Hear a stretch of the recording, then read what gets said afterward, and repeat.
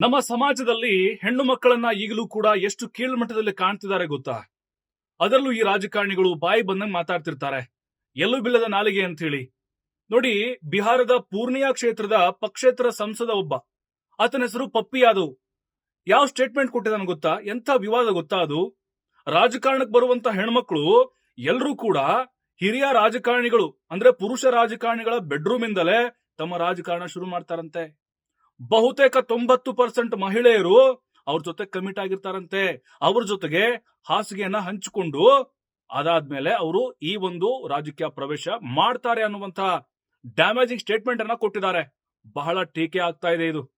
ಇನ್ನು ಮಹಿಳಾ ಆಯೋಗ ಕೂಡ ಮಧ್ಯ ಪ್ರವೇಶ ಮಾಡಿದೆ, ಅವ್ರಿಗೆ ನೋಟಿಸ್ ಕೂಡ ಕೊಟ್ಟಿದೆ, ಇನ್ನೂ ಕೂಡ ಆತ ಉತ್ತರ ಕೊಟ್ಟಿಲ್ಲ.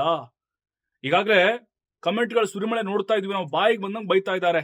ಅವನಿಗೆ ಮಾನ ಮರ್ಯಾದೆ ಇದೆಯಾ, ಅವ್ಗ ಅಕ್ಕ ಇಲ್ವಾ, ತಂಗಿ ಇಲ್ವಾ, ತಾಯಿ ಇಲ್ವಾ ಅಂತ ಹೇಳಿ. ಅವ್ರ ಮನೇಲಿ ಯಾರಾದ್ರೂ ಹೆಣ್ಮಕ್ಳು ರಾಜಕಾರಣಕ್ಕೆ ಬಂದಿದ್ರೆ ಈ ರೀತಿಯಾಗಿ ಅವನು ಮಾತಾಡ್ತಿದ್ದ ಅಂತ ಹೇಳಿ ಈಗ ಅವನ್ಗೆ ಸಿಕ್ಕಾಪಟ್ಟೆ ಉಗಿತಾ ಇದ್ದಾರೆ.